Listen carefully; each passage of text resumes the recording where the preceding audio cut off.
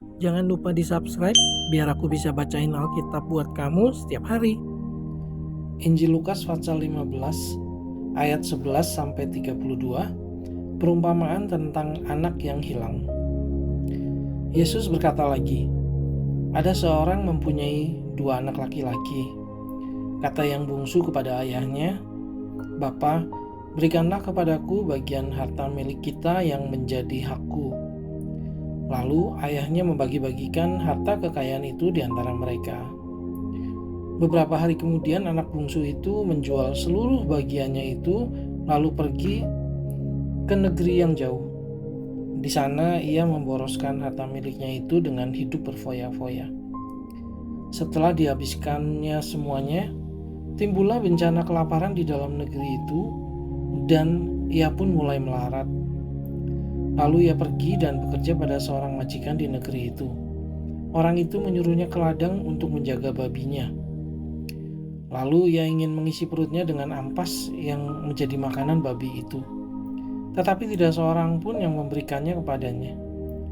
Lalu ia menyadari keadaannya, katanya, "Betapa banyaknya orang upahan Bapakku yang berlimpah-limpah makanannya, tetapi aku di sini mati kelaparan. Aku akan bangkit dan pergi kepada Bapakku dan berkata kepadanya, Bapa, aku telah berdosa terhadap sorga dan terhadap Bapa. Aku tidak layak lagi disebutkan anak Bapa. Jadikanlah aku sebagai salah seorang upahan Bapa." Maka bangkitlah ia dan pergi kepada bapaknya. Ketika ia masih jauh, ayahnya telah melihatnya, lalu tergeraklah hatinya oleh belas kasihan.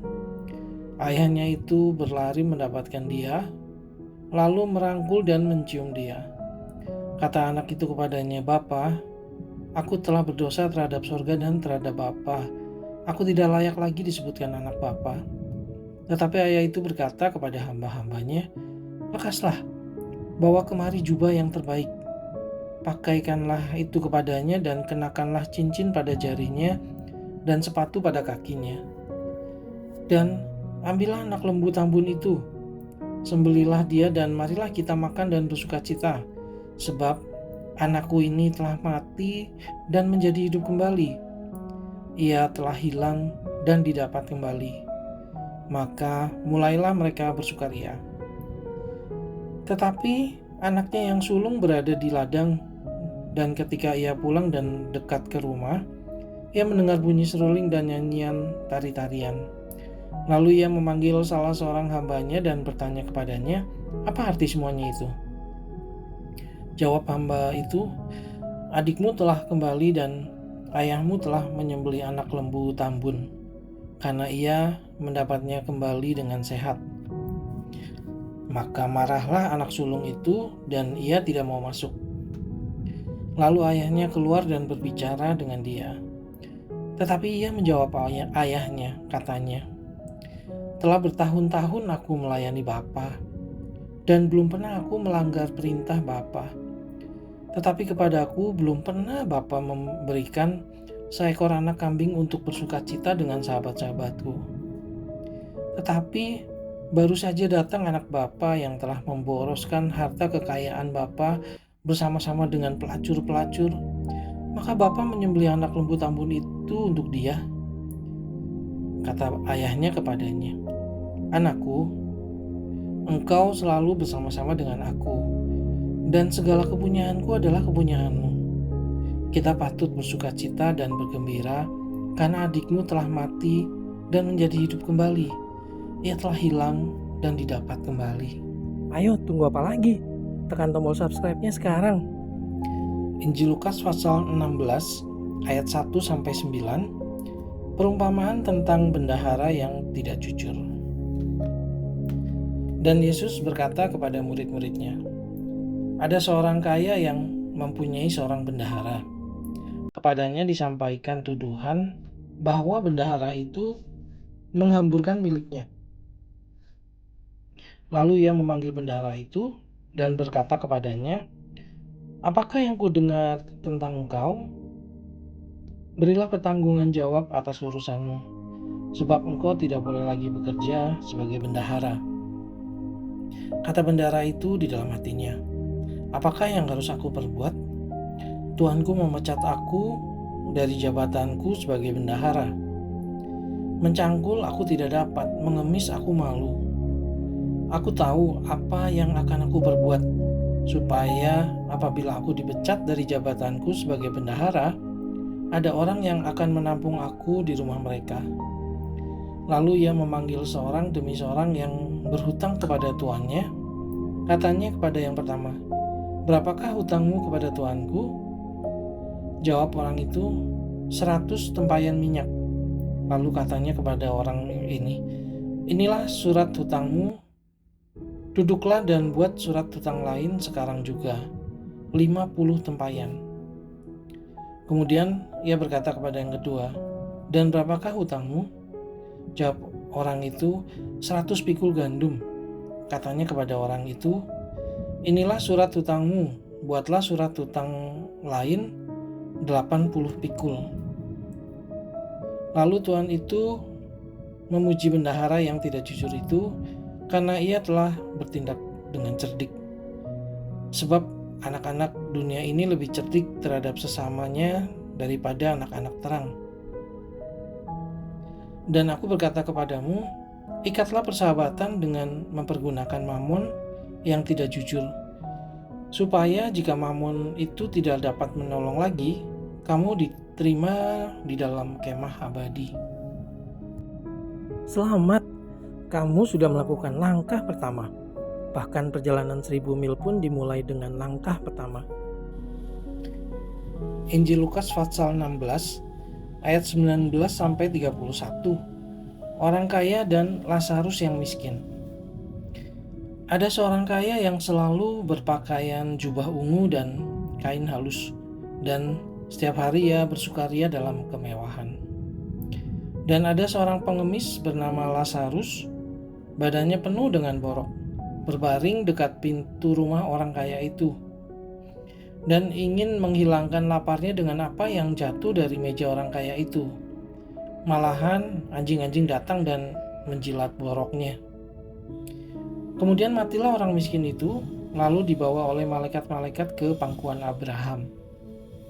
Orang kaya itu juga mati lalu dikubur, dan sementara ia menderita sengsara di alam maut, ia memandang ke atas, dan dari jauh dilihatnya Abraham dan Lazarus duduk di pangkuannya. Lalu ia berseru, katanya, "Bapa Abraham, kasihanilah aku, suruhlah Lazarus supaya ia mencelupkan ujung jarinya ke dalam air dan menyejukkan lidahku, sebab aku sangat kesakitan dalam nyala api ini." Tetapi Abraham berkata, "Anak, ingatlah bahwa engkau telah menerima segala yang baik sewaktu hidupmu, sedangkan Lazarus segala yang buruk. Sekarang ia mendapat hiburan dan engkau sangat menderita. Selain daripada itu, di antara kami dan engkau terbentang jurang yang tak terseberangi, supaya mereka yang mau pergi dari sini kepadamu ataupun mereka yang mau datang dari situ kepada kami tidak dapat menyeberang." Kata orang itu, "Kalau demikian, aku minta kepadamu Bapa, supaya engkau menyuruh dia ke rumah ayahku. Sebab masih ada 5 orang saudaraku, supaya ia memperingati mereka dengan sungguh-sungguh, agar mereka jangan masuk kelak ke dalam tempat penderitaan ini." Tetapi kata Abraham, "Ada pada mereka kesaksian Musa dan para nabi. Baiklah mereka mendengarkan kesaksian itu." Jawab orang itu, "Tidak, Bapa Abraham, tetapi jika ada seorang yang datang dari antara orang mati kepada mereka, mereka akan bertobat." Kata Abraham kepadanya, "Jika mereka tidak mendengarkan kesaksian Musa dan para nabi, mereka juga tidak akan mau diyakinkan, sekalipun oleh seorang yang bangkit dari antara orang mati." Kalau kamu baru menemukan channel ini, kamu bisa mulai dari hari ini. Dan pada tanggal yang sama dengan hari ini, di tahun depan, kamu sudah tamat mendengarkan semua ayat Alkitab lengkap. Ide hebat bukan? Injil Lukas pasal 17 ayat 1-6. Beberapa nasihat. Yesus berkata kepada murid-muridnya, "Tidak mungkin tidak akan ada penyesatan, tetapi celakalah orang yang mengadakannya.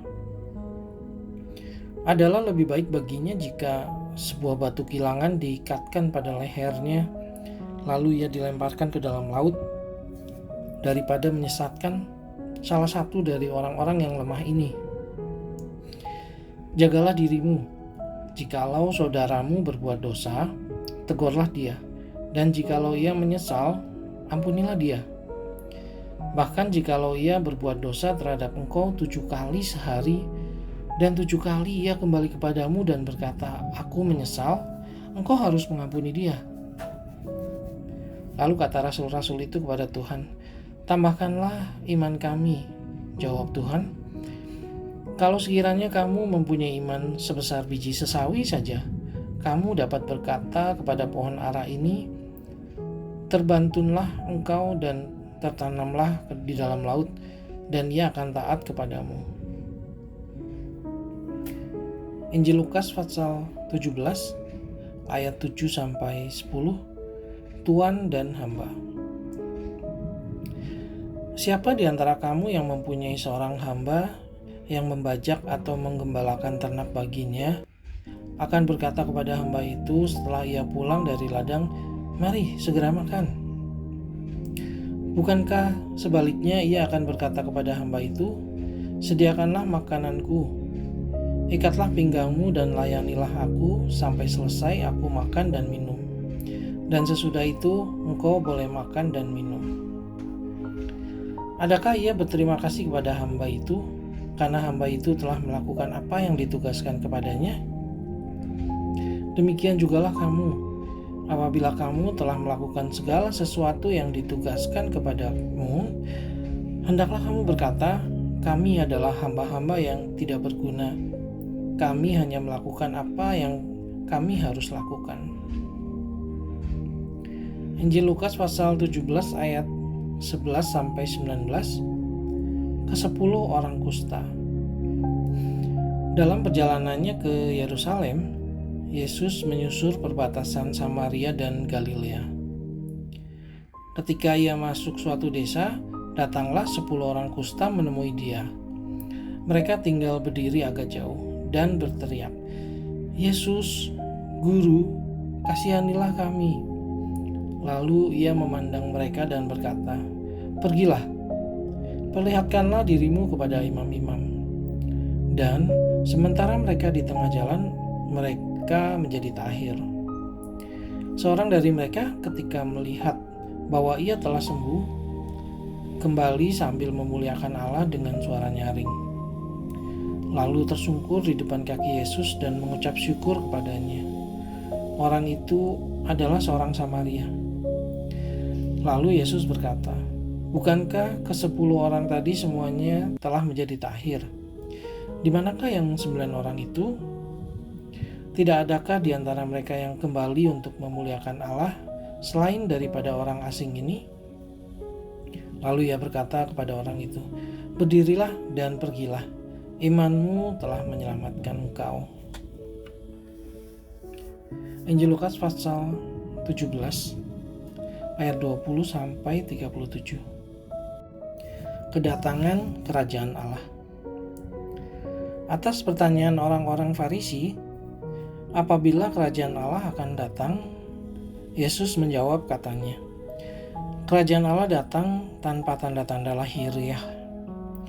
Juga orang tidak dapat mengatakan, 'Lihat, ia ada di sini,' atau 'ia ada di sana,' sebab sesungguhnya kerajaan Allah ada di antara kamu." Dan ia berkata kepada murid-muridnya, "Akan datang waktunya kamu ingin melihat satu daripada hari-hari Anak Manusia itu, dan kamu tidak akan melihatnya. Dan orang akan berkata kepadamu, 'Lihat, ia ada di sana. Lihat, ia ada di sini.' Jangan kamu pergi ke situ, jangan kamu ikut. Sebab sama seperti kilat memancar dari ujung langit yang satu ke ujung langit yang lain, Demikian pula lah kelak halnya Anak Manusia pada hari kedatangannya. Tetapi ia harus menanggung banyak penderitaan dahulu dan ditolak oleh angkatan ini. Dan sama seperti terjadi pada zaman Nuh, demikian pula lah halnya kelak pada hari-hari Anak Manusia. Mereka makan dan minum, mereka kawin dan dikawinkan, sampai kepada hari Nuh masuk ke dalam bahtera. Lalu datanglah air bah dan membinasakan mereka semua. Demikian juga seperti yang terjadi di zaman Lot. Mereka makan dan minum, mereka membeli dan menjual, mereka menanam dan membangun. Tetapi pada hari Lot pergi keluar dari Sodom, turunlah hujan api dan hujan belerang dari langit dan membinasakan mereka semua. Demikianlah halnya kelak pada hari di mana Anak Manusia menyatakan dirinya. Barang siapa pada hari itu sedang di peranginan di atas rumah dan barang-barangnya ada di dalam rumah, janganlah ia turun untuk mengambilnya. Dan demikian juga orang yang sedang di ladang, janganlah ia kembali. Ingatlah akan istri Lot. Barang siapa berusaha memelihara nyawanya, ia akan kehilangan nyawanya. Dan barang siapa kehilangan nyawanya, ia akan menyelamatkannya. Aku berkata kepadamu, pada malam itu ada 2 orang di atas satu tempat tidur. Yang seorang akan dibawa dan yang lain akan ditinggalkan. Ada 2 orang perempuan bersama-sama menghilang. Yang seorang akan dibawa dan yang lain akan ditinggalkan. Kalau ada 2 orang di ladang, yang seorang akan dibawa dan yang lain akan ditinggalkan. Kata mereka kepada Yesus, "Di mana Tuhan?" Katanya kepada mereka, "Di mana ada mayat, di situ berkerumun burung nasar." Jika kamu sibuk atau ada hal lain penting yang harus dilakukan, kamu bisa pause dan lanjutkan nanti. Kamu juga bisa mendengarkan ulang. Semudah itu, Beb. 85-86 ayat sehari. Selesai dengar Alkitab dalam 1 tahun. Kamu bisa. Kita pasti bisa. Sampai ketemu besok ya. Aku bacain kamu lagi ayat berikutnya.